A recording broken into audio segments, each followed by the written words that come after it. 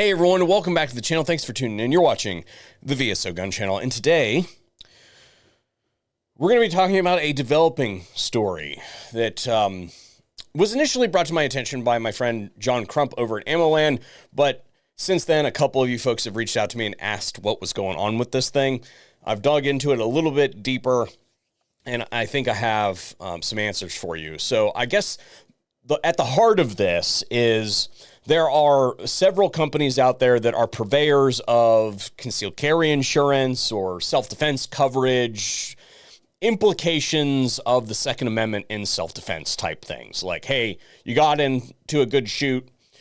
Now you survived the first fight. Now you have to survive the legal fight type thing, right? We all understand this. However, not all policies are created equal. Some of them are very niche. Some of them are situation specific. Some of them are very high profile. Others have not been in the news at all. We're not going to wade into that. Just know that they're not all created equal. Well, there seemed to be, through initial reporting, like a situation that was, again, not being covered. And it seems that reporting, let's be real, it was a TikTok video. And TikTok is a garbage form of media that you should basically not use for any kind of substantive purpose whatsoever. I'm not saying that you can't find true things on there. I'm just saying that the format usually results in the deletion of important context and or facts. And that seems to be a problem in this case. So I'm going to fill you in on what's going on, and we'll bring it all together after we hear a quick word from today's sponsor. Today's video is brought to you by Excess Sights. Quite frankly, they are my go-to site. I've been using them for over a decade at this point in time. I gravitate towards their big dot site, but they have a whole bunch of different configurations out there that suit whatever need you have, whether it's a fiber optic, whether it's a tritium, doesn't matter. Race suppressor sights. They even make rails for lever guns. They make sight bases, shotguns, rifles, pistols, all of it. So I highly recommend that you go check them out, and I thank them for being a longtime supporter of the mission here at the VSO Gun Channel. Now, this is an ongoing situation, and I am not going to remark on what I think about the various elements of this whatsoever, because I do not want to negatively impact any kind of investigation or trial or anything like that, okay? But the facts are as follows, and this is all verifiable. You can find this stuff through multiple sources. The armed security guard in question in this case was wearing a body cam. There were security cameras that captured much of this on scene inside the store.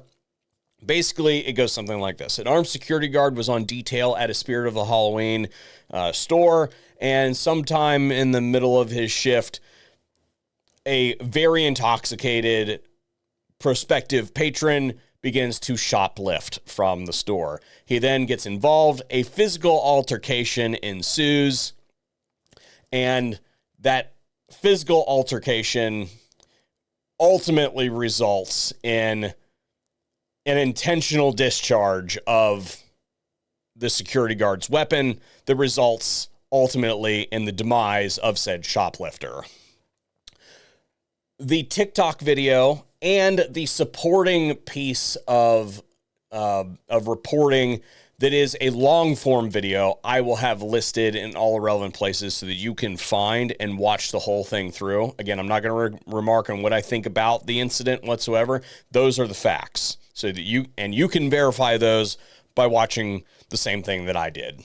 Implicated in this is a right to bear policy, and initially, it looks as though the reporting was that Right to Bear was not covering this incident. I will, but I have an attorney because we have Right to Bear. Okay. So, but I don't know their number. So anytime they said if we get in a shooting to call them, and they'll help us through the process. Josiah is referring to a special liability policy he purchased that offers members legal aid if they're involved in a self-defense incident. The detectives agree to help put him in contact with one of the company's lawyers. I'm an attorney in Colorado with the Right to Bear Network, and from what I hear right now, this is an incident that may or may not be covered by right to bear, depending on what the charges are, the outcome, and some additional investigation. Is your client willing to answer questions with your presence? How would you like us to proceed? The lawyer explains that Josiah cannot be his client because he's from out of state and not licensed in New Mexico, but he recommends that Josiah be given time to rest and find a local attorney before answering questions. Again, I'll have that whole video linked in all the relevant places for you to run down and see for yourself. What I do want to state is that I don't think this is any fault of the creator of that video. That was just what was in the original case footage. And I think that they did their best to fairly report. If you watched the whole video, I think they did a good job reporting on what they knew. But what happened was other folks on TikTok have since taken this, chopped it up, and it's being portrayed like that was the final word. And I guess, again, what I have come to find through the grapevine is that Right to Bear is covering this incident. What you're seeing in the video is actually, hey, they called the wrong guy. And the way that most of these self-defense networks work, and again, all of them are different, but generally speaking, they work with local counsel.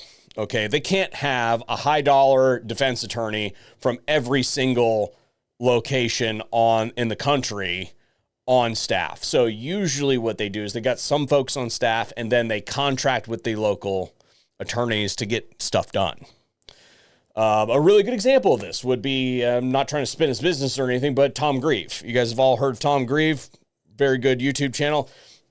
He does work with some of those networks, and I think he's stated that multiple times publicly. So I don't think I'm out of turn by saying that, but know that it is common for these networks to contract with local attorneys that are experts in the area, the court, and the specific field that we're talking about. So it seems to me like they contacted the wrong guy. That guy says, hey, I can't represent this dude, wrong state, but he should get local counsel and some rest before he continues. Through the grapevine, I find out that Right to Bear, as soon as they found out about this, that got reported through the network, they picked it up. They are covering it. Now, the only questions that I really have here from what we have is he says that we have Right to Bear and that he should get in contact with them if ever they have a problem. Does that mean that his employer, the company that has his creds on being an armed security guard, are they the purchasers of that policy, or is he the purchaser of that policy? And what is the relationship there? Is it an option that is offered through the company and that's how they're able to purchase it? Or does the company purchase it for them outright and then, that's just how it works? I don't know that specific detail, but the wording there, how it was presented, how it happened, not how it was presented, how it happened in the actual case video seems to suggest that he was not the individual purchaser, that the company held the policy in some capacity, or that was the connective route, right? So I don't know who initially made those phone calls, how that information was relayed through. No, we don't see any of that. So that could be crosstalk between the law enforcement and the hiring company. I don't know. As far as the circumstances here, again, I'm not going to remark on any of those circumstances, whether this is something that Right to Bear should cover or not. But I think that the standard to date has been sort of set.